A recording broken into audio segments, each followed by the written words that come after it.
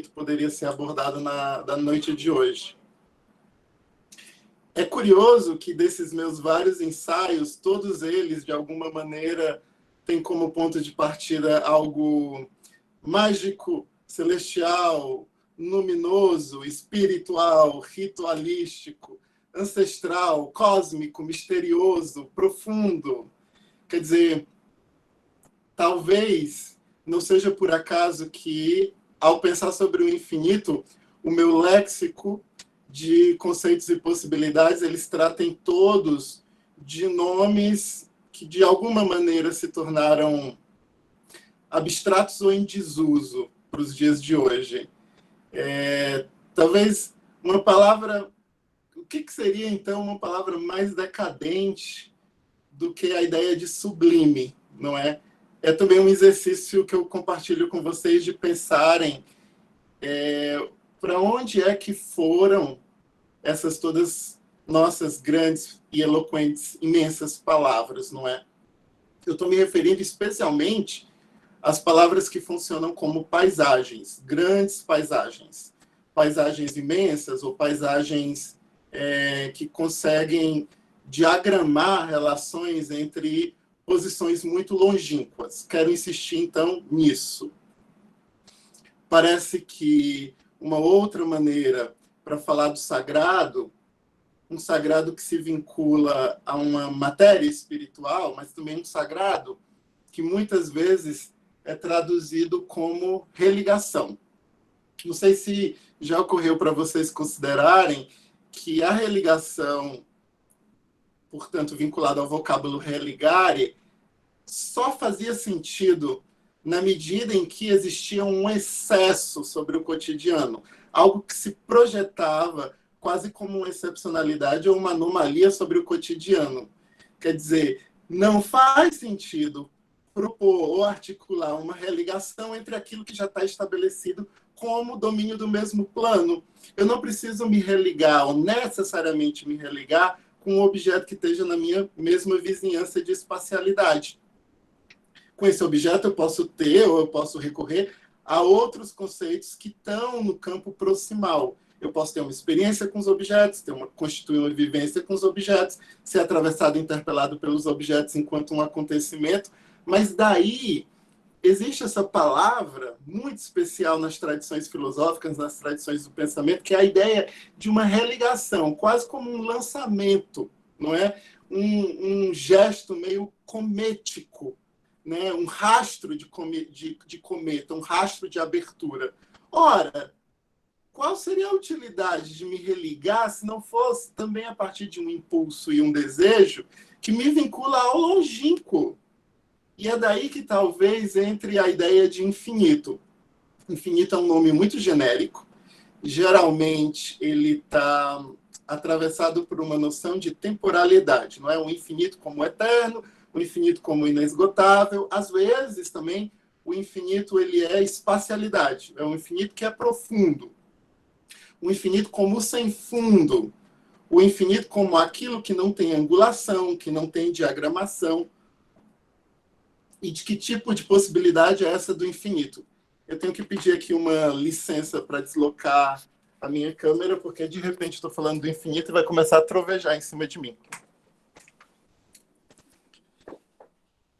Mudei de cenário.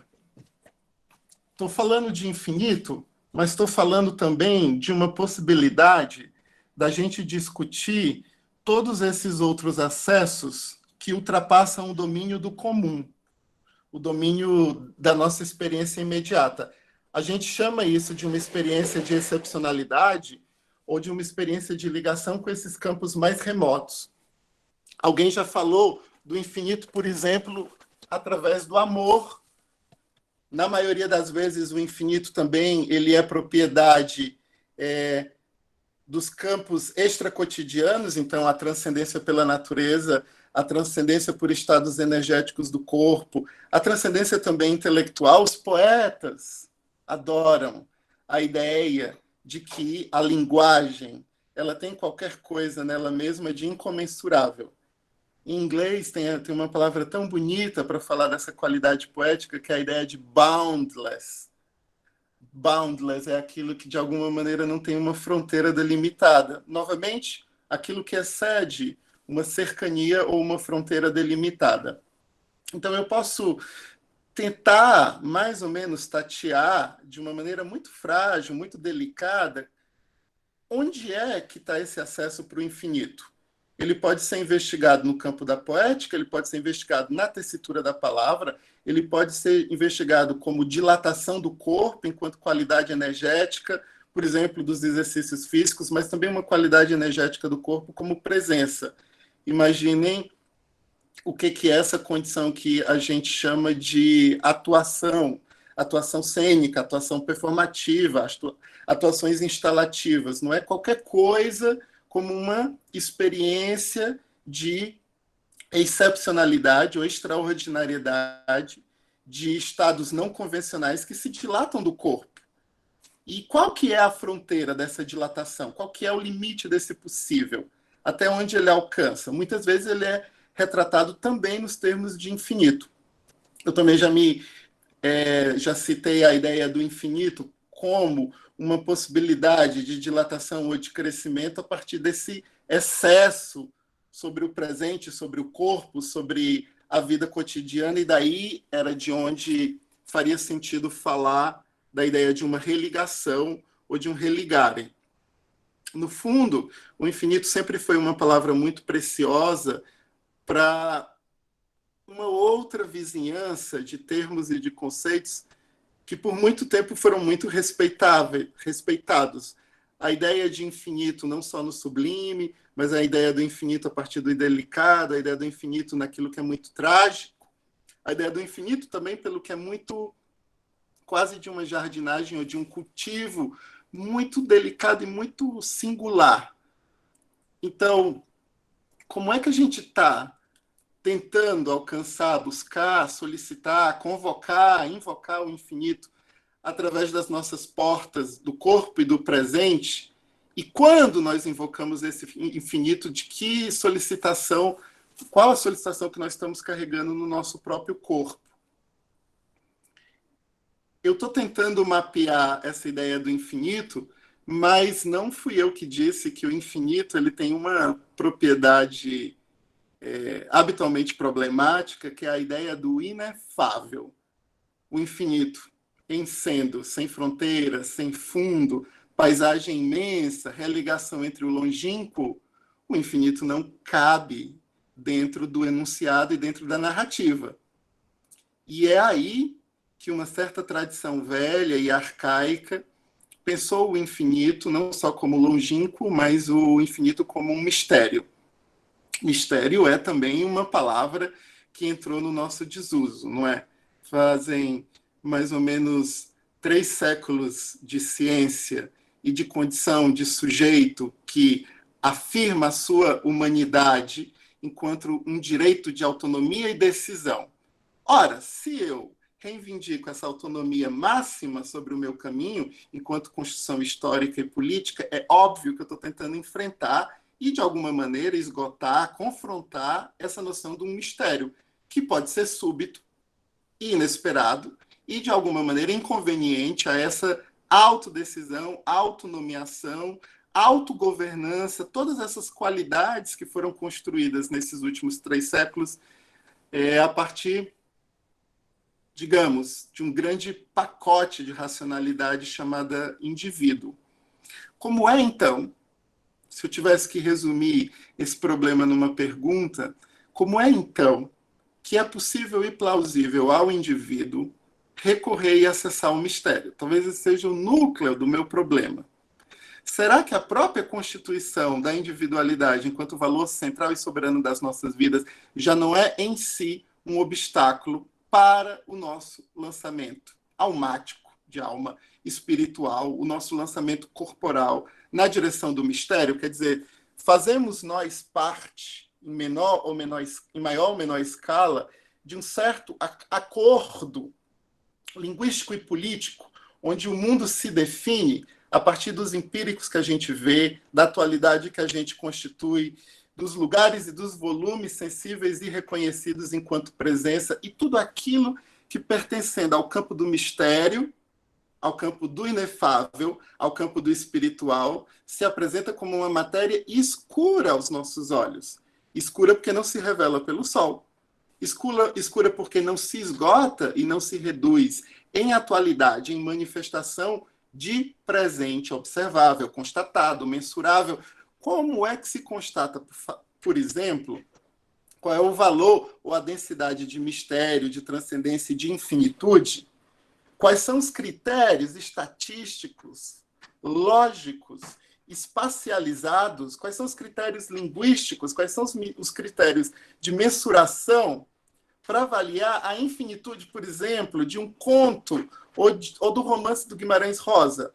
Mas se não quiserem falar de Guimarães Rosa, se a gente falasse de uma outra poetisa chamada Maria Gabriela Lansol, como é que nós podemos avaliar o quilate de infinitude que uma determinada obra ou construção literária, mas também a quantidade e a qualidade de infinitude de uma certa obra plástica, estética, de um certo objeto escultórico, de uma certa paisagem pintada, aquarelada, com óleo, de uma certa compostagem, colagem, mas de um jardim.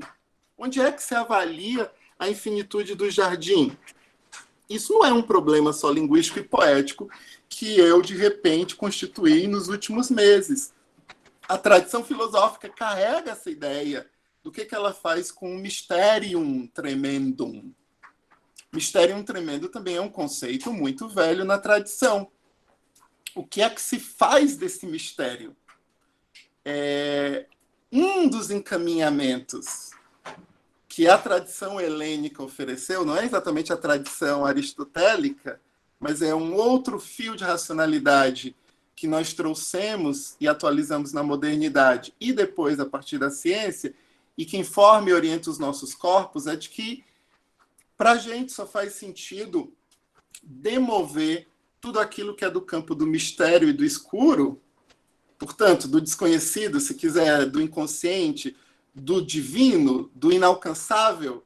Nós deveríamos tentar dominar e atualizar isso enquanto presença objetiva, palpável, tácita, linguística, de alguma maneira aproximada.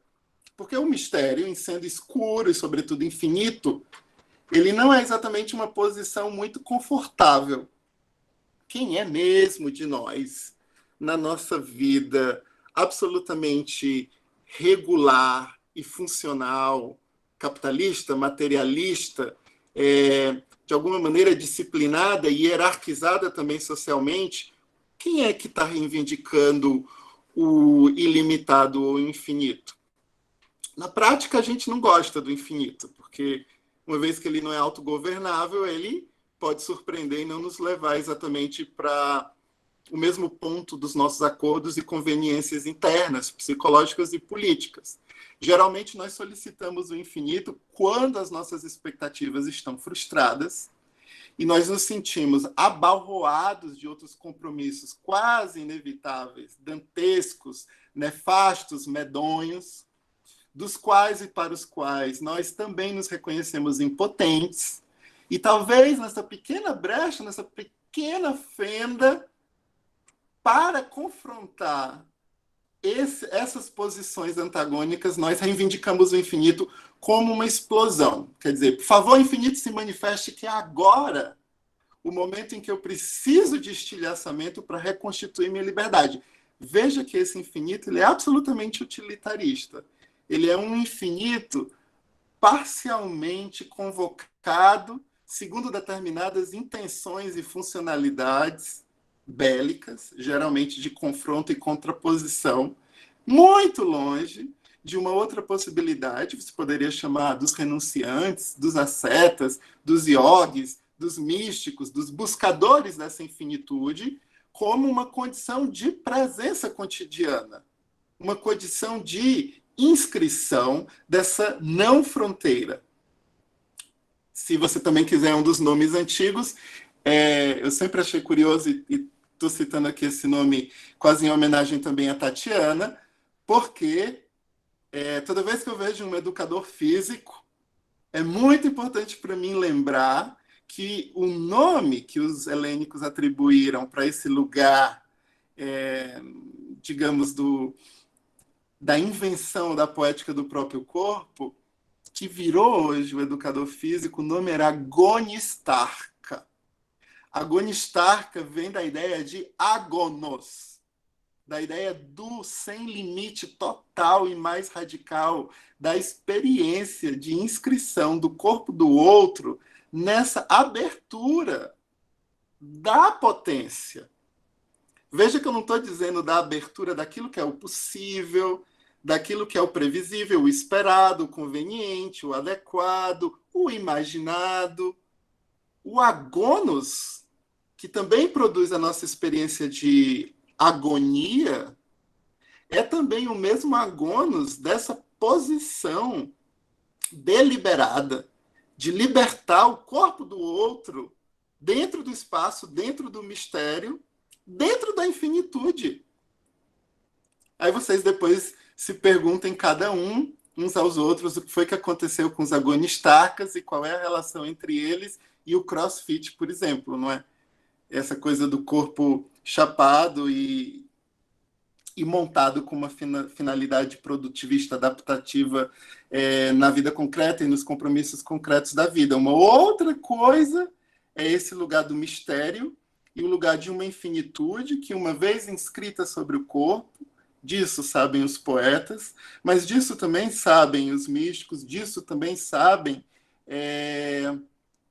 aqueles ligados ao rito do ínfimo, as pequenas partituras do ínfimo e do imponderável, e a possibilidade de construir uma relação de continuidade a partir desses eventos do ínfimo, construir um corpo que é infinitamente aberto, requisitado e interpelado por esses lugares não antecipados. O curioso é que quando a gente fala de infinito aqui numa segunda-feira de noite para as pessoas que estão cansadas ou estão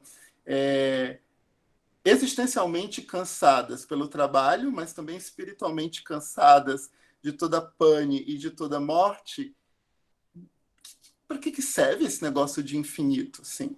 O que ele pode dar? O que ele pode oferecer para os nossos acordos de vida cotidiana? Não é? A minha vida aqui trancada, por exemplo, eu estou num certo buraco hermético, numa cidade de pedra, há 4 meses, saindo para ir ao supermercado e volto em dias muito regrados. E tem sido uma experiência muito curiosa, porque várias pessoas, ao tomar conhecimento das coisas que a gente tem feito aqui na nossa casa, uma das descrições é que é impossível e inimaginável que alguém exatamente preso e confinado, com recursos, possa conseguir se deslocar por lugares tão amplos, tão longínquos e, ao mesmo tempo, tão plurais. Essa é uma pergunta sobre o infinito. No final das contas, nós tínhamos uma imagem mais ou menos socializada de que a nossa liberdade dependia da nossa capacidade de deslocamento físico e material, sobretudo da nossa capacidade de consumir. Foi esse o projeto quimérico que o capitalismo nos inscreveu. Somos livres e a vida deu certo na medida em que a minha autonomia repercute numa capacidade monetária, de aquisição, de fruição dentro desse espectro monetário. Uma vez que as lojas e as fronteiras da cidade, a capacidade de viagem, tudo isso está interditado, muitas pessoas se viram agora enclausuradas, confinadas num determinado espaço físico, sem nenhuma possibilidade de abrir mistério sobre o espaço bruto.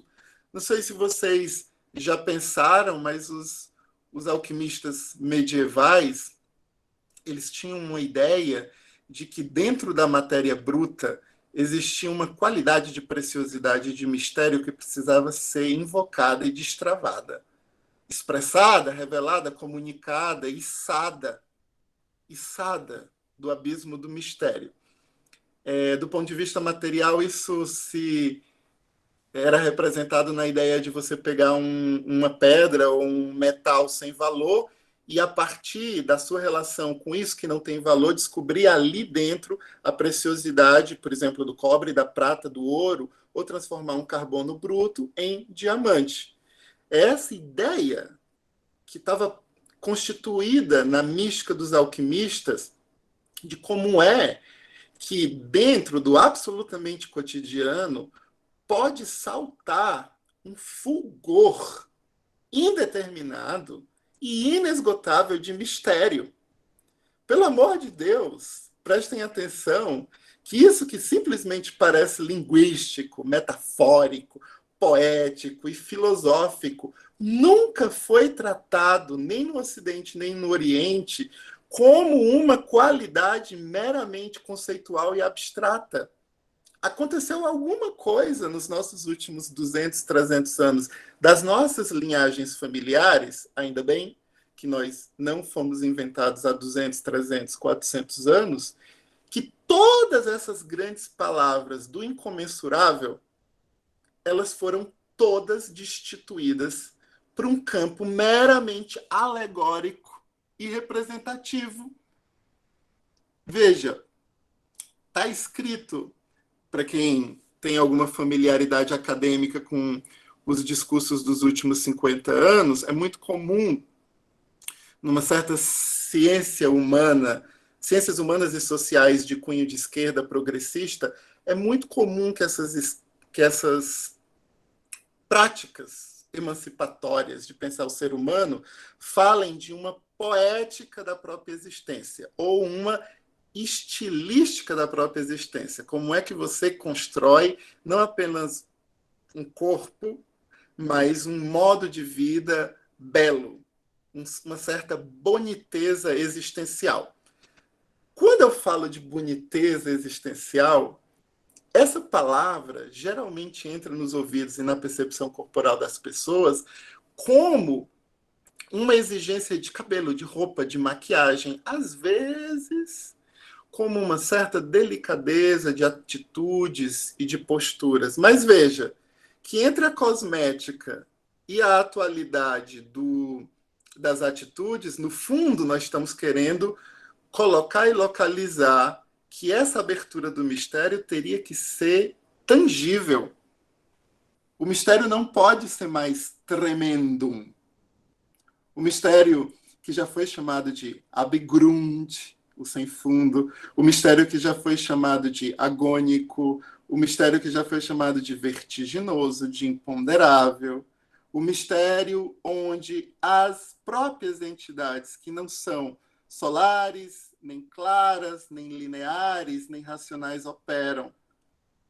Quer dizer, todo o nosso profundo léxico de ancestralidades e de tradições mágicas, arcaicas, dos nossos vitalismos, animismos, paganismos, de todos os nossos mundos que continuam presentes no osso e no sangue por sucessivas transmissões hereditárias e de linhagens de ancestralidade, mas que a gente não sabe mais ativar. Não é só o infinito. Veja, a ideia dos animais do poder, que são tão caras a todas as experiências xamânicas. Xamânicas ameríndias, xamânicas brasileiras, mas também xamânicas canadenses, xamânicas siberianas, xamânicas tibetanas. Sempre as tradições nativas estiveram ligadas às forças da terra, às forças da natureza, que a gente vai chamar de encantados, à força de animais de poder. Por toda a Europa, existia uma conexão mágica com dragões. Mas veja, quando eu falo agora para vocês sobre dragões, parece mais uma vez que a gente está falando de um campo meramente ficcional e linguístico. E não é a questão dos dragões, a questão é que a gente perdeu a chave da infinitização. Parece que alguma coisa entre nós e as últimas tradições alquímicas se perdeu e se rompeu quase liminarmente. Quase. Quase a gente já não sabe o que existe de mistério numa planta que dirá numa faca, num utensílio. Eu não sei se vocês sabem, tem um livro muito lindo, a primeira, digamos, cosmologia Yanomami escrita para não Yanomamis. Foi escrito por um senhor muito respeitado, um índio de primeira hierarquia, portanto, aquele que detém saberes ancestrais na totalidade da sua etnia, chamado Davi Yanomami Kopenawa. E o nome do livro é A Queda do Céu. É uma narrativa absolutamente exuberante sobre a maneira como determinados corpos ameríndios, portanto, corpos vinculados à nossa ancestralidade, conseguem ativar o mistério dentro do absolutamente prosaico. Eu não sei se vocês acham ridículo, infantil ou quimérico, mas os Yanomamis conseguem se referir e dialogar com o espírito dos potes, das panelas, das miçangas, do cordãozinho do pescoço. Veja que eu não estou falando das grandes árvores sequoias de 300, 400 anos, eu não estou falando dos baobás, não estou ainda falando dos tambores xamânicos consagrados, não estou falando das flautas feitas de ossos, eu não estou falando de nada absolutamente ritualístico e sofisticado, eu estou falando de um pote, de uma panela. Sabe as panelas da minha mãe de barro, as panelas de tramontina, de aço inoxidável? Se é verdade que o mistério e o infinito eles estão abrigados dentro de cada micropartícula do prosaico e do cotidiano, o que foi que aconteceu? Que nós fomos inundados de tanto vidro, de tanto asfalto, de tanto plástico, de petróleo, absolutamente isolado de todas as nossas relações. Convertemos o céu em papel de parede. Talvez isso seja muito incrível para quem está escutando isso pela primeira vez. O nosso céu não tem profundidade, o nosso céu não é abismático. Nós achamos que o céu é uma coisa mais ou menos próxima e azul, é um papel, um invólucro protegido. Quanto tempo faz que essa coisa absolutamente material, que é a minha ligação com a infinitude do céu, aonde que vai dar? Sabe? Uma linha vertical projetada do meu chakra, da ponta da cabeça, e se eu puxasse esse fio, aonde ele dá se eu estiver num espaço aberto? Se eu não estiver dentro de uma casa de cimento, de concreto, de madeira ou de plástico? Aonde dá essa prolongação? Há vários exercícios de yogis, meditadores, que simplesmente se reduzem a essa interrogação. Você se sente absolutamente confinado, isolado, maltratado, aprisionado, dentro de uma certa superfície corporal. Mas até onde vai essas ligações, essas potências e valências? Até onde a minha cabeça pode se ligar na infinitude, a infinitude longínqua derivada num espaço aberto? E esse planeta que está flutuando, e eu que estou aqui me dizendo enraizado na Terra, vocês já pensaram que, do ponto de vista do espaço aberto, alguns de nós estão meio que de cabeça para baixo uns para os outros? A gente está dizendo que o Sol vai embora e volta todos os dias. Ele está indo embora mesmo, é? A gente está dizendo que a estrela está brilhando hoje. A estrela está lá mesmo, é? Uma estrela que está a 1.500 anos-luz, o que está me chegando dela hoje foi uma fagulha, uma centelha luminosa que abandonou a estrela na época dos romanos. E o que os meus olhos estão entrando em contato é uma experiência pretérita. É o passado da estrela. Mas aonde está o infinito da estrela? Aonde está o infinito do corpo? Para onde vai a prolongação desses longínquos possíveis que eu posso vasculhar no meu corpo, dentro do cotidiano, dentro do mistério? Há uma certa tradição filosófica do contemporâneo que entende que essa infinitização pode acontecer a partir de um pensamento não programado.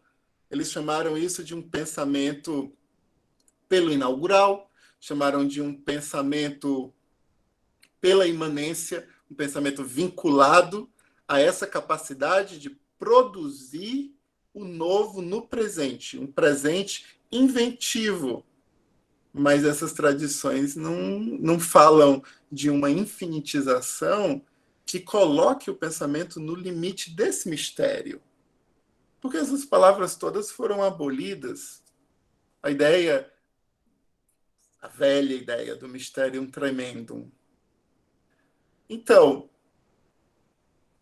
a pergunta do mistério, que é a pergunta da infinitização, que é a pergunta do abismo, que é a pergunta da abertura, que é a pergunta da conexão cósmica, da multiplicidade cósmica, essas perguntas todas, a gente quer elas para quê? Não é que elas não existam, mas elas vão ser disparadas a partir de qual necessidade, de qual motivação.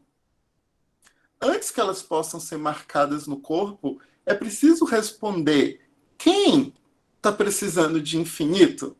Eu tenho a impressão que a vida das pessoas, quando está mais ou menos organizada, elas não querem se infinitizar, não. Elas querem manter a mesma rotina procedimental, regular, controlada, ao alcance da sua projeção, da sua definição, da sua governança. E aí, sobre infinito aonde? É quase um deleite, sabe assim? Você lê poesia para adquirir um excedente de não identificação, mas rapidamente no dia seguinte você volta para a mesma programação. Isso não é só com poesia, isso é com qualquer mecanismo que permitisse um mínimo de transcendência. Pode ser da jardinagem à escultura, pode ser também uma relação, claro, que os antigos chamavam de amor, de ultrapassagem, de superação de si mesmo, de rendição de si mesmo, nesse terceiro, que é uma relação antes não existente, que não existe em lugar nenhum. Esse lugar da relação que vai ter que ser inventada e constituída. Onde tem infinito? Onde se precisa de infinito? Eu acho que essa é a nuance mais relevante. A gente faz um livro cheio de infinitos, mas no final das contas esses infinitos é o quê? É uma roda gigante do nosso final de semana para trazer uma alegria, assim, meio que um delírio, uma lombra, uma pequena lombra através da escrita. É uma pequena, é um, é um infinito, na verdade, submetido às nossas funções identitárias e profissionais, não é? Então, eu só quero ser criador e inventivo dentro de um certo limite e o resto da vida é absolutamente cercania e territorialização. Sabe até onde vai o infinito? O quanto que se deseja infinito, quem tem sede de infinito? Essa pergunta idiota. Mas essas palavras não entraram em decadência e em desuso ao acaso. Elas entraram porque deliberadamente nós abrimos mão da infinitização. Até as religiões, não é? Os meus amigos religiosos estão todos aqui para testemunhar isso. Como a religião ficou cafona. Como ela quer falar das coisas todas imediatas. Como ela não consegue ter uma honestidade discursiva sobre a transcendência. Se você pegar assim pelas bitolas, o monge, o padre, o macumbeiro e dizer: ei, Mar, cadê o infinito nisso aqui que tu tá me dando? Vem por onde o mistério? O perfume do mistério está encarnado aonde? Nesse discursinho mequetrefe, raso, superficial que esse povo tem? Infinito em quê? Se é toda Constituição capitalista do começo ao fim, subjetividade capitalista hierarquizada, quer prestar contas, moral, hierárquica à sociedade, ao Estado, às instituições. Infinito de quê? Se você de fato abrir uma porta de infinitização, o primeiro sintoma frontal é que o Estado se ergue contra você.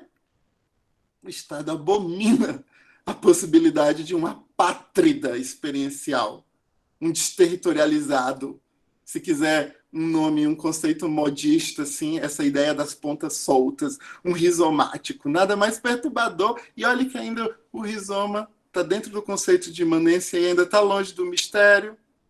Um rizoma pode ser poético, mas não é misterioso, não é abgrunde, não é tremendum.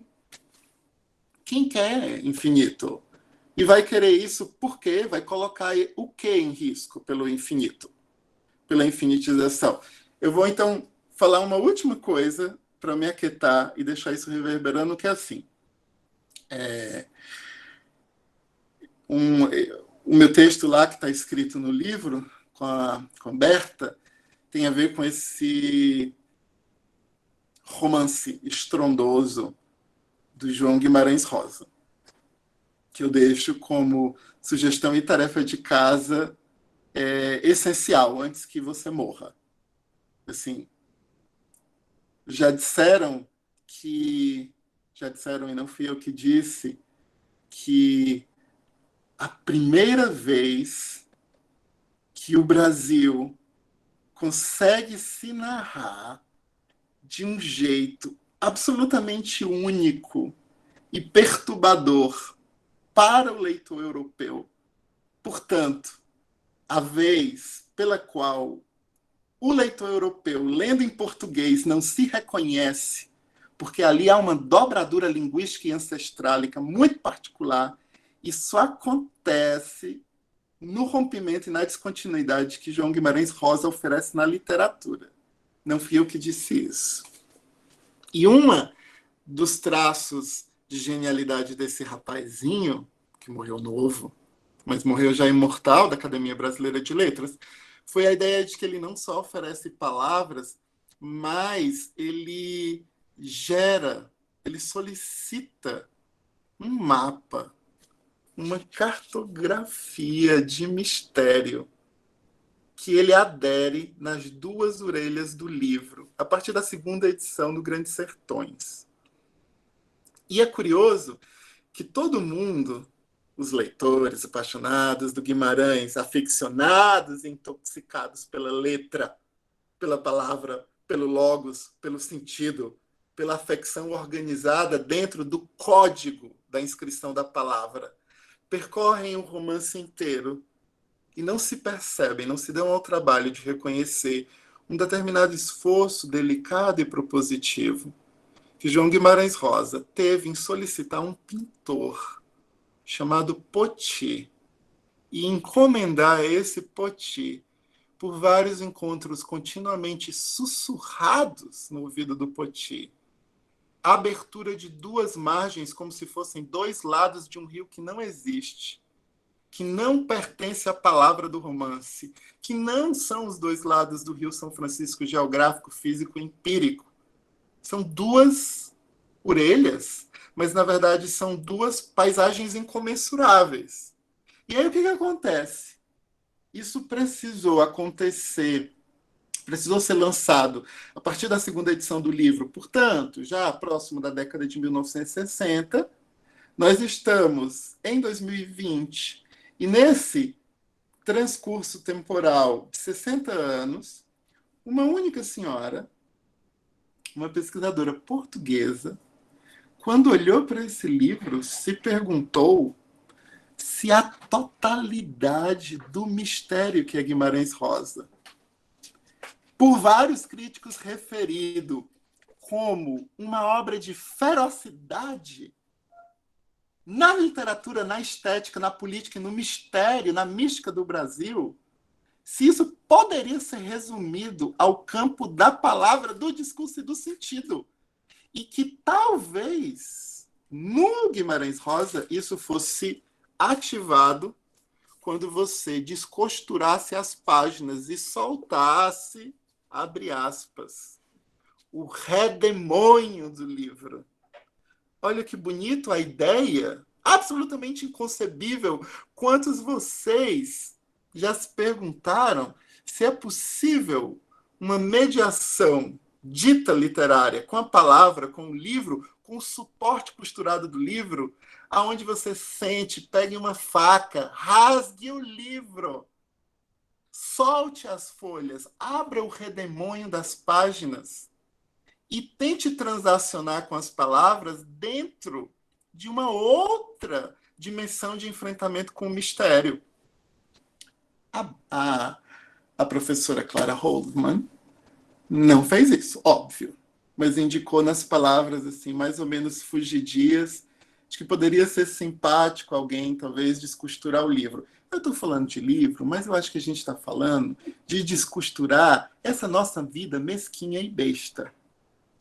Sabe, essa nossa vida programada e rotineira, que a gente nunca teve coragem de pegar uma faca e simplesmente ensanguentar essas costuras todas e ver o que acontece?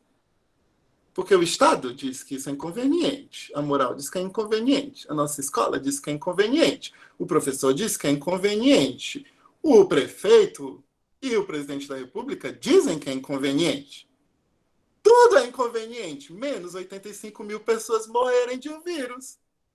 Vocês não acham estranho que essas coisas estejam tão bem costuradas e tão bem aprisionadas, que não haja insurgência possível, plausível? Não haja campo de confronto para isso. Talvez não seja só um problema epistêmico, conceitual e político, talvez seja uma solicitação interna nossa de conseguir reaver o nosso mistério e tentar projetá-lo de uma outra maneira nos nossos convívios, no nosso espaço social. Falta mistério. Gente, isso é um dado e uma constatação quase flagrante. Você não precisa pensar muito como a sua vida foi abandonada de mistério e de infinitização. Eu vou ficar nisso, vou ficar nessa frase.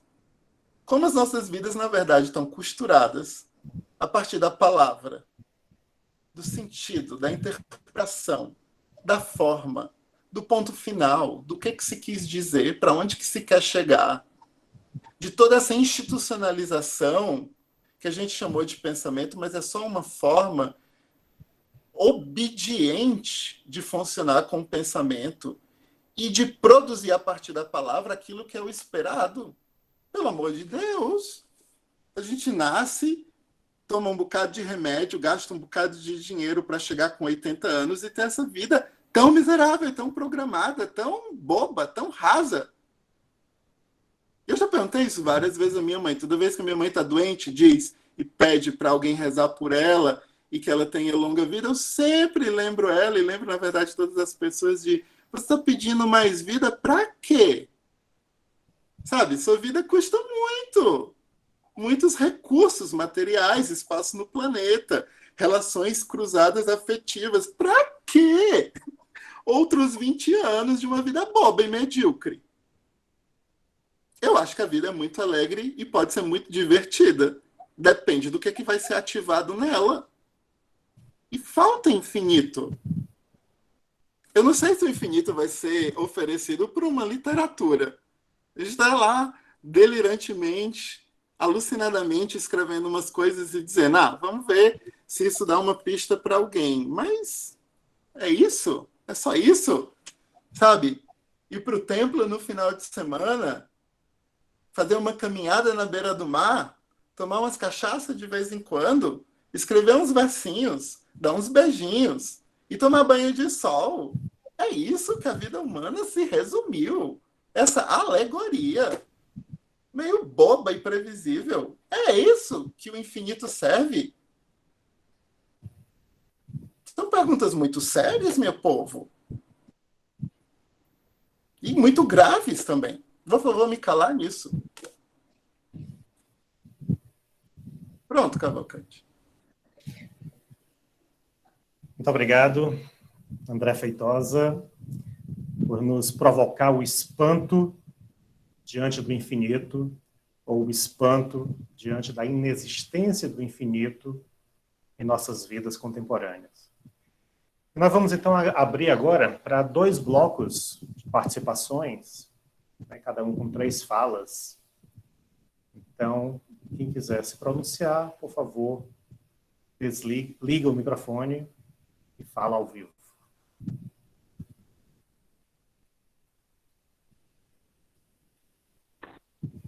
André, boa noite a todos. Se apresenta para a gente, é o Thieres Oliveira que está falando.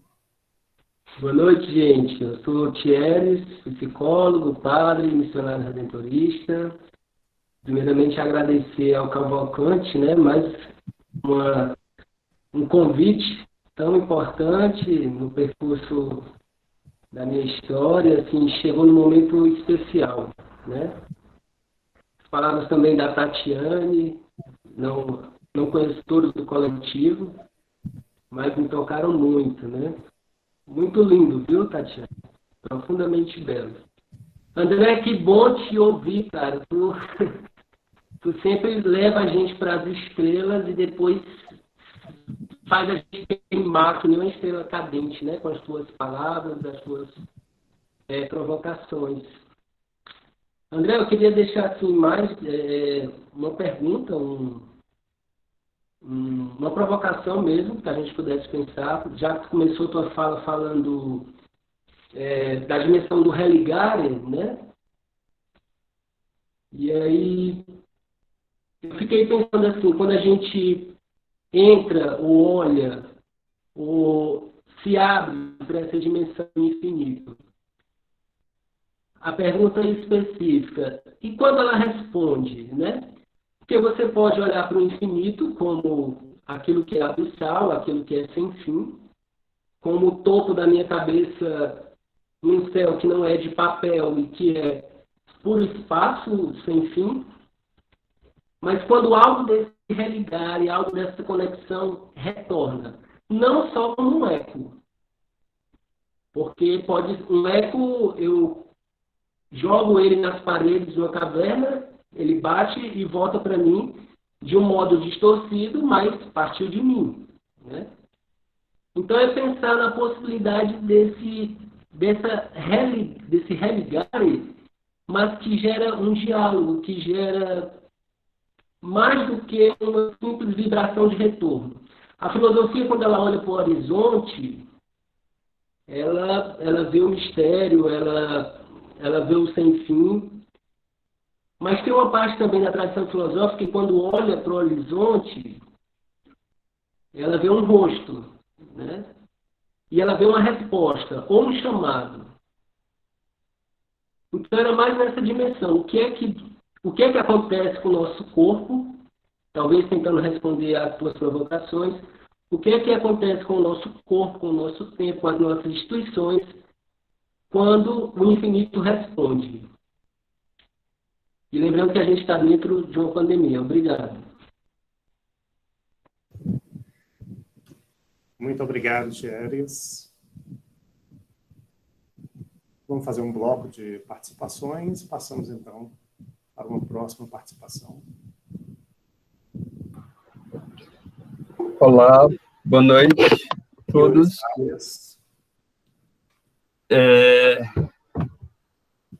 Deixa eu ver como eu vou fazer essa pergunta, André.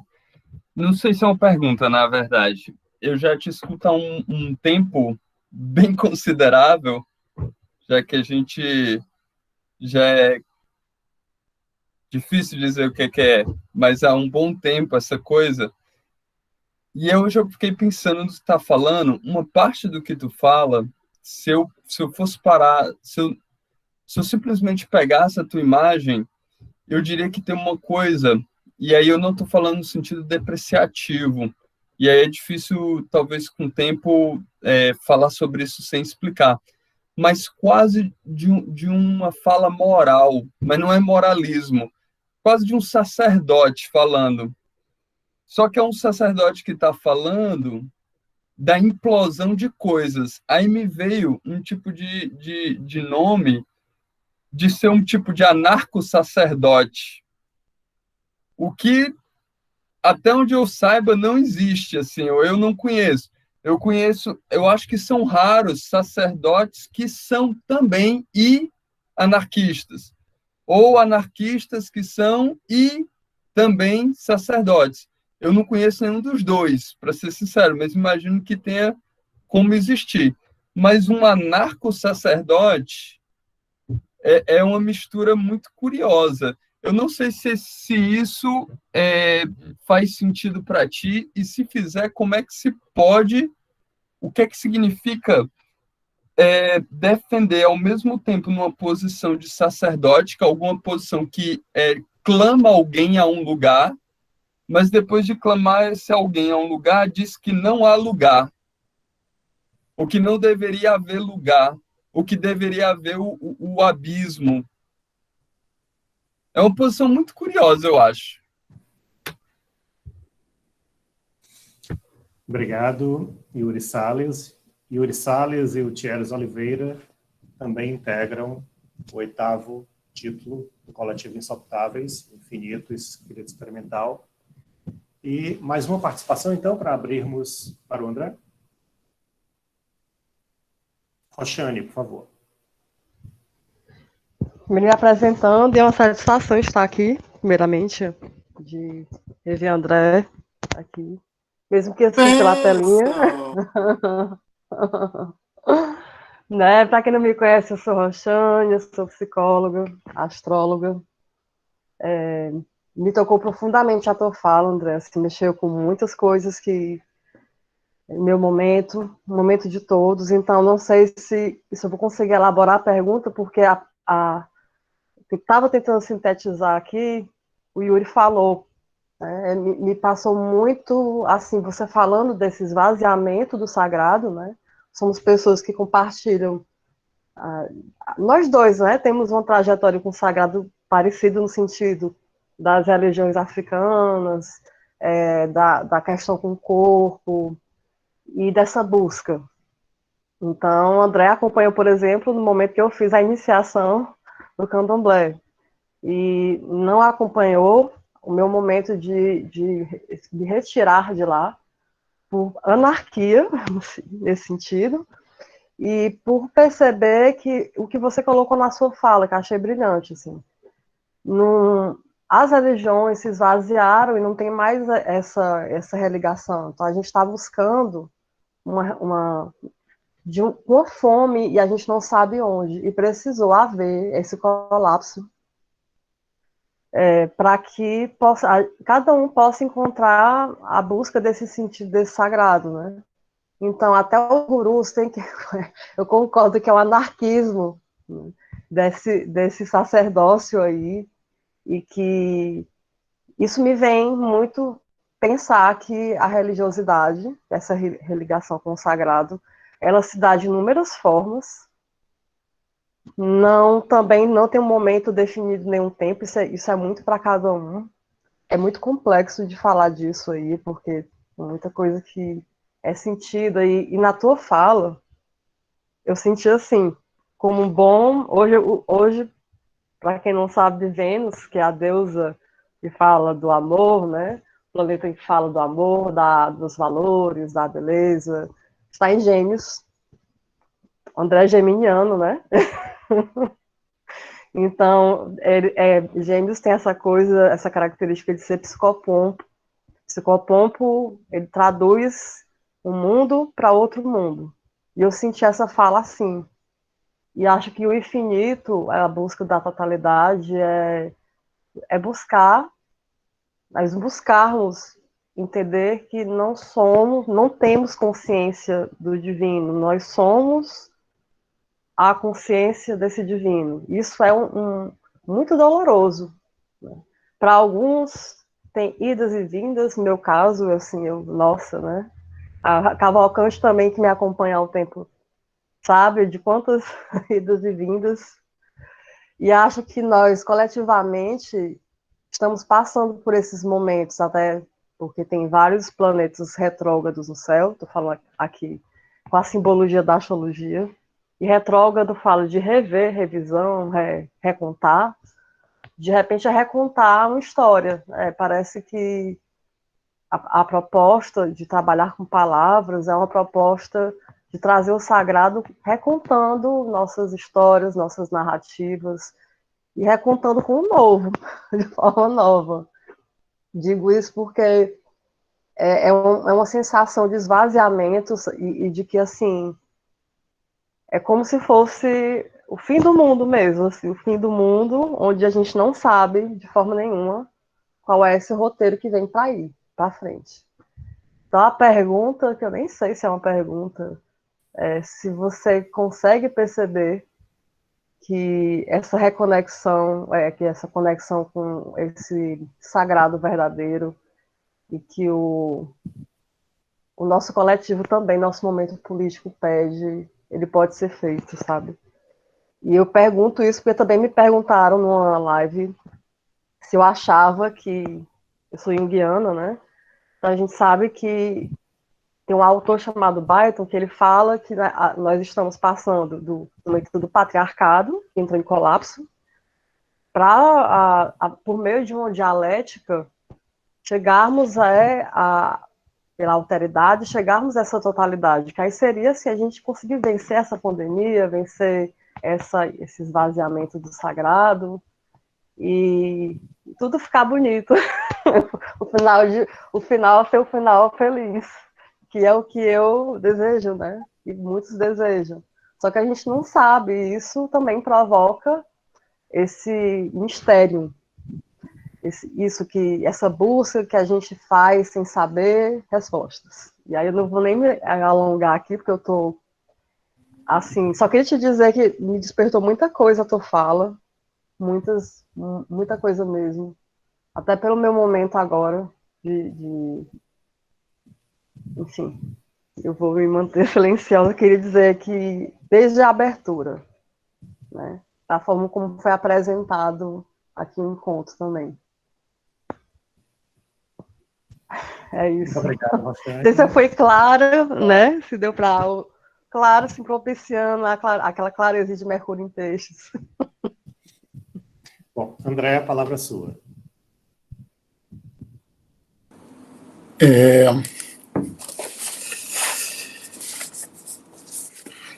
Elton, essa coisa do religare,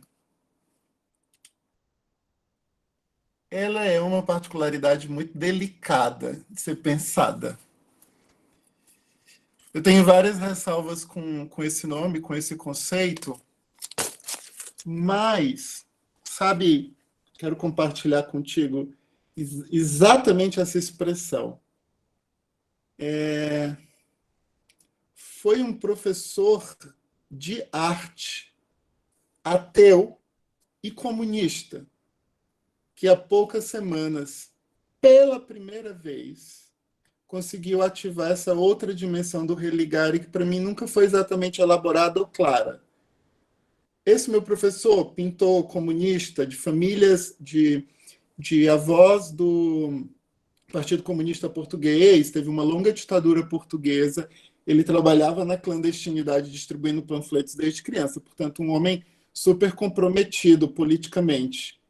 E foi esse homem quem disse assim: André, você não perca de vista que para haver religação tem que haver um extrapolamento, uma matéria excedente que justifica o deslocamento da ligação. Se nada excede, se nada extrapola ao convencional, diz ele, extrapola e excede, o que a gente tem é a vida, vamos chamar de a vida consciente, podemos chamar de a vida materialista, a gente pode também chamar de o inventário possível da vida. Eu achei uma fala tão delicada, tão mística e tão esclarecida desse homem. Óbvio que eu já tenho um tipo de respeito por ele desses anos aqui, e em sendo a fala de um comunista ateu, isso me reverbera ainda mais profundamente. Então, eu não acho, partindo dessa ideia de que só pode haver religação quando algo foi perdido, algo que, na medida, excede ou extrapola o comum, o ordinário e o convencional, chamamos assim. Se esse mistério não se abre, não existe o que tem que ser religado entre o que com o que, entre aquilo que excede e pertence de onde com o que. Eu quero enfatizar essa ideia. Me parece que antes da conciliação, da assimilação e da integração pela via da religião, do religare, da religação com o aspecto do sagrado, é preciso que o mistério seja aberto. As tradições chamavam isso de um rito iniciático. Eu vou tentar, então, resumir isso como um rito iniciático. Então, eu vou dizer, para haver religação, é preciso antes que tenha havido o que você chamou de um chamado. Um chamado, um sequestro, um daimon, uma visita inesperada, um fulgor, uma inquietação.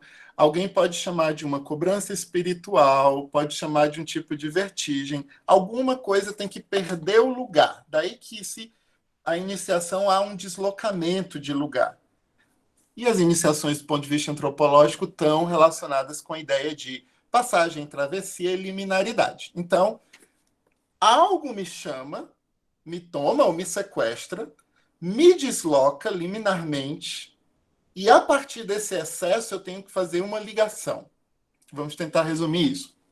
Que está presente já no mito do que se chama, do que se convencionou como uma jornada da alma. Jornada da psique nas atribuições que psique é imposta pela beleza para que a psique seja digna de retornar ao braço do amor. Isso não sou eu que estou inventando. É uma das narrativas arcaicas e constituintes da nossa noção de psique e psiquismo no Ocidente. Essa ideia do chamado, do excedente, da extrapolação de alguma coisa. Então, como é que eu posso me religar com a face do absoluto, se você quiser a face, com o resíduo do luminoso, com um projétil que vem do mistério em minha direção, portanto, uma resposta à minha convocação sobre o mistério. Eu, particularmente, não sou da tribo que acha que o mistério ele não vai emitir os seus enunciados, né, dentro do seu próprio repertório e vocabulário.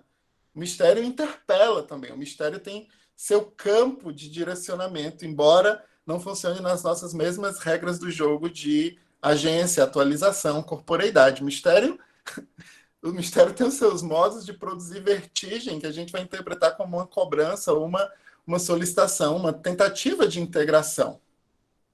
Estou falando isso por quê, Elton? Porque não existe, para mim, nada mais sublime e mais misterioso, nada mais litúrgico, mais profundo, mais cósmico, do que essa inscrição infinitamente repetitiva que é: o Senhor esteja convosco. Ele está no meio de nós. Corações ao alto. O nosso coração está em Deus. São 4 versos absolutamente enigmáticos. E quando esses versos, por exemplo, são proferidos em determinados lugares de força, vamos tratar de lugares com uma certa geomancia. Imagine o que é falar esses versos em cima de uma montanha. Mas eu tenho uma experiência de falar esses versos, por exemplo, numa catedral metropolitana. Pode ser a Catedral de Fortaleza, pode ser qualquer igrejinha aqui de Portugal que tem um jardim com gente enterrada e morto. E eu fico me pensando assim, se eu estou na cripta da catedral e digo: corações ao alto, nosso coração está em Deus, demos graças ao nosso Deus, eu estou falando isso num plural que não é só uma assembleia ou uma coletividade entre vivos. Eu estou fazendo ali uma invocação. Eu estou solicitando uma participação de todos os anjos que acompanham e defendem e resguardam o trono de Deus. Eu estou chamando por todos aqueles bispos e padres que estão ali enterrados na cripta. Eu estou chamando pelos santos da devoção. Então, como assim é possível? Como assim é plausível, do ponto de vista do mistério e da excedência, da liminaridade na invocação, alguém entrar dentro de um campo litúrgico e fazer essas invocações? O Senhor esteja convosco. Elton, tem 50 velas acesas. Por que o fogo está aceso? Para fazer invocações telúricas. O Senhor está convosco, Ele está no meio de nós. Corações ao alto. Estou chamando essa galera toda com todas as velas. O incenso está truando. Mirra! Pelo amor de Deus, quem é que está acreditando que você faz uma invocação dessa e a gente está no mimimi do campo da linguagem? Está num campo projetivo, reflexivo, num campo de intimidade, de interioridade. Como assim? Não é assim a brincadeira ontológica. Ninguém vai para um cemitério, que é uma cripta de uma catedral, com fogo aceso, com incenso oferecido, que essa oferenda seja agradável e perfumada para conduzir os meus pedidos a Deus. Existe dispersão de água consagrada. Pelo amor de Deus, é um ritual absolutamente arcano. Você está utilizando toda a força da materialidade telúrica da Terra. Está chamando ao incriado do Velho Testamento. Eu estou chamando as 9 hierarquias que acompanham o trono do absoluto, que é inefável. Essa galera toda ritualisticamente sendo convocada. E isso não tem poder de criar um deslocamento, uma excepcionalidade na vida boba. Ai, faz o favor. A galera tá, sabe, se ocupando da sua vida boba e mesquinha, gastando tempo e procedimento e potência litúrgica sem fazer, sem ativar nada. E a culpa não é delas não também, né? Vamos combinar que os sacerdotes também são muito mequetrefe e eles próprios não conseguem chamar coisa nenhuma. Eles próprios não acendem vela nenhuma. Acender vela, né? Não é simplesmente atear um fogo numa casa. O mistério está aí. Sabe como é que pode ser religado se ele nem é ativado, Elton? Misericórdia, sim. Misericórdia pela nossa finitude, pelo nosso desamparo de mistério. Porque você diz e não diz. Chama, mas não convoca. Você não é atravessado no corpo, não acontece nada. Tudo isso virou uma prática esotérica com X, e o mistério todo da convocação foi para onde? Foi para onde? É muito estúpido dizer que você pode entrar numa igreja com mortos enterrados na igreja, velas acesas, oferendas de substâncias, chamando os santos que já morreram. Eu estou convocando os mortos daquela linhagem dentro de uma mandala crística, de uma mandala de ressurreição. E isso vai passar incólume, indiferenciado? Você vai para uma consagração que o cerne dela é de transubstanciação. Você ingere o corpo místico de um homem que se doou para fazer uma transição de liminaridade. E nada acontece. O povo está brincando de negócio de mistério e de infinitização. Está nessa vida idiota, vida da cozinha, dos pratos. Tá lá, tá lá. É o ofício arcano desse tipo de sacerdote fazer essa consagração e essa mediação, fazer esse tipo de incorporação. É o Espírito Santo que tem que incorporar. Não incorpora em ninguém. Mas sabe, a gente chega fofocando e sai fofocando do mesmo jeito, no ato litúrgico arcano. Ora, mas isso não é culpa do meu furacão, não. Isso é culpa do desperdício ritualístico, que virou essa coisa carismática da oração, da linguagem, sabe? Esse campo dos acordos sociais, da convivência. Faz o favor. O ponto, para mim, não é exatamente um sem lugar. Isso é uma ideia para o Yuri. A Umbra, que é essa ideia da transição, ela é sempre soleira na travessia do mistério. A Umbra não é o mistério. O sem lugar e a dispersão é simplesmente na soleira. O problema é que o depois da soleira, na travessia do atual, portando a liminaridade da Umbra, e o que vem depois, no campo, na densidade do luminoso, não segue essas regras de diagramação biológica, neurológica, da face reconhecível, logos, pensamentos, sentimentos e emoções. Qualquer operação de uma entidade do luminoso não segue essa gramática e esse vocabulário estático dos seres humanos e da expectativa biológica de funcionamento. O mistério está lá dentro de outras colisões. Não é que ele não seja lugar, não é que ele perdeu o lugar. O luminoso, se tiver rosto, ele tem outros rostos dentro de outras hierarquias. Vai, Cavalcante. Já me cortou meu tempo, eu vou ficar quieto. São vários os comentários aqui no chat, então o Tayan, nosso querido Tayan, obrigado por estar aqui, Tayan. Ele pergunta se você conhece sobre o corpo de luz de dragão dourado, algo que diz respeito ao novo, entre aspas, ser humano. Então, o corpo de luz do dragão dourado. O Thieres diz que aqui só vamos celebrar céu aberto. A Diana Gomes, que é sempre enriquecedor quando ouvimos o André. A Maria Helena, quão grande tu és, André Feitosa, imensurável prazer em conhecê-lo. A Ângela bateu palmas e diz, gratidão, André, quanta energia eu recebi com a sua fala. Então, como prometido, eu vou abrir para mais uma ou duas falas. O tempo já está realmente esgotando, já são 21h30 aqui, 1h30 da manhã para o André, lá em Portugal, então não vamos exigir muito dele. Tá? Então, uma última e rápida participação de quem desejar.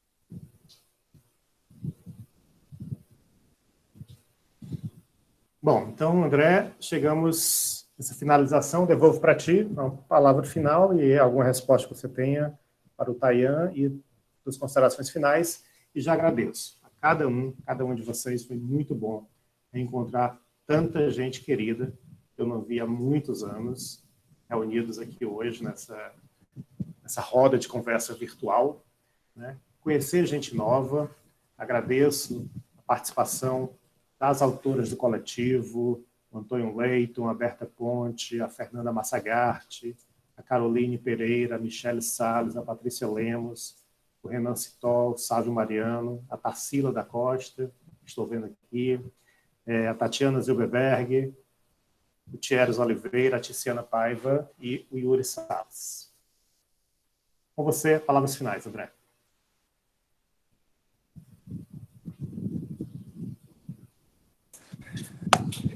Gente, eu estava lembrando, além dessa fala meio elucubrativa, eu estava lembrando, eu acho que ainda é sobre a pergunta do Elton, sobre essa dimensão subtraída do excesso. Em homenagem a Ana Luísa, a gente poderia dizer uma dimensão subtraída do desejo, ou pelo menos um desejo, né, à la Caligares, um desejo inegociável, intransponível, inconciliável, um desejo inanemovível, um desejo como um bloco de consistência. Se a gente parte desse pressuposto de que existem coisas que não se movem tão facilmente, que não são arbitrariamente negociadas ou transplantadas, traduzidas por uma outra matéria, coisas que não podem ser, por exemplo, substituídas por uma atualização de um novo consumo, essas coisas levam tempo para serem ativadas. E veja, essas pessoas que estavam sendo saudadas aqui na nossa lista, muitas delas, de alguma maneira, estão em buscas espirituais há muitos anos. Podem ser buscas mais ou menos ascéticas, mais ou menos religiosas, mas são buscas consistentes, sistemáticas e duradouras em torno da gravitação do sagrado e do luminoso nos vários aspectos do que é luminoso, transcendência de si, ultrapassagem, busca do mistério. Quer dizer, há pelo menos uns 15 anos de jornada apenas dessas pessoas com as quais a gente está aqui tentando estabelecer alguma ponte, dialogando de alguma maneira. E veja, depois de 15 anos de buscas e ativações, parece muito mais claro reconhecer que essas ativações elas não ocorrem nem de uma maneira improvisada, inesperada, banal, casual, furtiva, arbitrária. É curioso acompanhar os corpos que desejariam obter uma infinitização, mas que deliberadamente não investiram nisso, nem por 5 anos, nem por 10 anos, nem por 15 anos. E é difícil conseguir sair de uma situação quase máxima de densidade e entranhamento numa identidade, num modo de vida já esgotado, né? Meio funestro. E mesmo assim, para onde que a gente vai sair, não é? As tradições estão aí e elas oferecem os seus diferentes caminhos, testados, provados e arrependidos por muitos. As neoespiritualidades estão aí fazendo os seus experimentos, né? As suas tentativas de aproximações curativas e terapêuticas, mas de um jeito ou de outro. Parece que as coisas não acontecem sem um tipo de busca definida ou uma busca deliberada pelo infinito, pelo sagrado, pelo espiritual, pelo luminoso, pela vertigem, pela santidade, pela deidade, pela divindade, pela transcendência, pela ultrapassagem, sabe? Isso não vai acontecer de improviso. E talvez isso não aconteça sem uma comunidade. Patrícia está falando do grupo no chat, e eu acho mesmo que sem uma comunidade isso é muito mais difícil. Assim. Os meus anos de reclusão aqui desse doutorado foram muito tormentuosos, e talvez uma das principais qualidades para esse adjetivo, com as qualidades que convergiram nesse tipo de tormento, é o abismo da escuridão solitária, não é? Como várias vezes eu desejei que simplesmente houvesse uma comunidade de intercâmbio, de interlocução. Parece que às vezes ela não é. Eu tenho um amigo chamado Carlos que me disse, né, profetizou isso desde o começo. Assim, o que você está indo fazer, você não vai ter nenhum tipo de diálogo, amparo. Você vai estar sozinho, você com seus mortos e sua ancestralidade nesse tipo de investigação. Estou falando isso porque a Oxane estava se referindo que a busca da totalidade, a busca do infinito, é uma busca de nós mesmos, né, como divinos, esse lugar de divinação, de infinitização. E como parece bonito e poético, assim como um elixir, um bálsamo para a vida desgraçada das pessoas, mas isso não vai acontecer num estalo de dedos, não vai acontecer simplesmente chorando, não vai acontecer porque você vai ficar trancado no seu buraco, não vai acontecer porque você continua seguindo os mesmos protocolos e procedimentos, não vai, não é assim.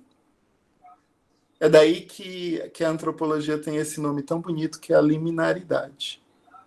Talvez seja um dos nomes mais decisivos aqui nessa discussão. Se existir transcendência, se existir infinitização, se existir esse excedente de mistério, tem que haver um tipo de deslocamento irreversível. Uma transição e uma passagem que vai envolver a umbra, o escuro da soleira, que depois vai ser interpelado por um outro encontro de outras coordenadas, um não lugar.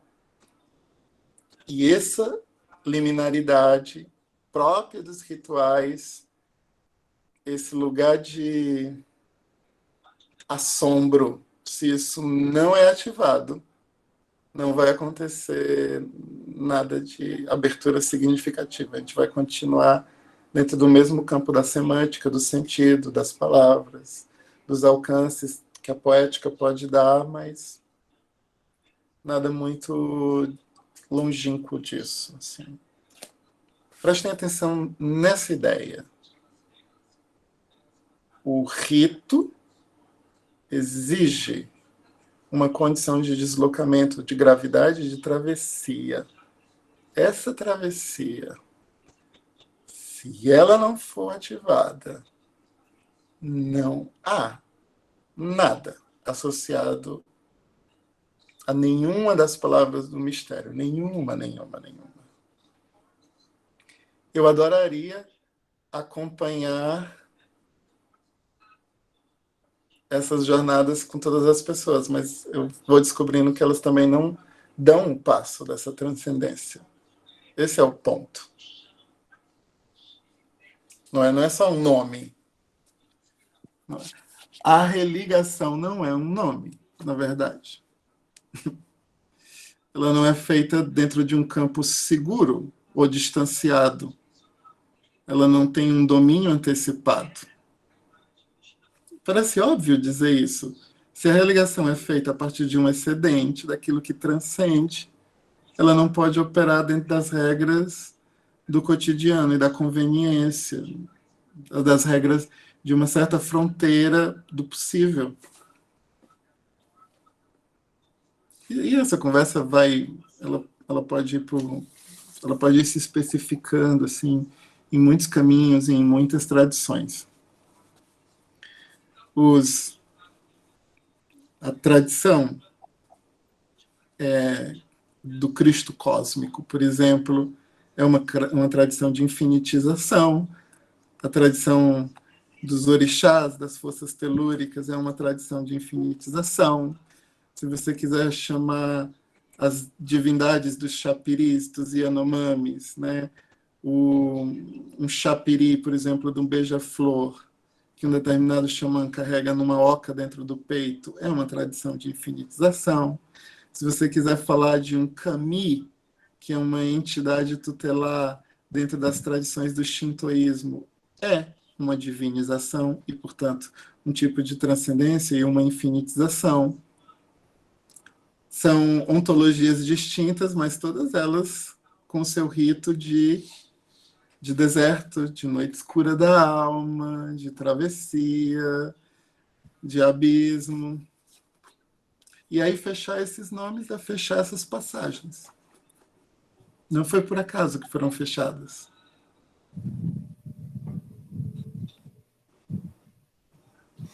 Obrigado, André Feitosa. E se você foi tocada pelo infinito, esse foi o nosso propósito. Este encontro de hoje foi o nosso propósito, enquanto coletivo autoral, né, de registrar várias perspectivas do infinito escrito experimental. Então, foi uma noite bela, com certeza. Poder encontrar muitos, como eu falei pela primeira vez. E desejo a vocês muita alegria, muitas felicidades. Nesses tempos que nós estamos vivendo em quarentena, continuemos protegidos e protegidas, continuemos com saúde. Até breve.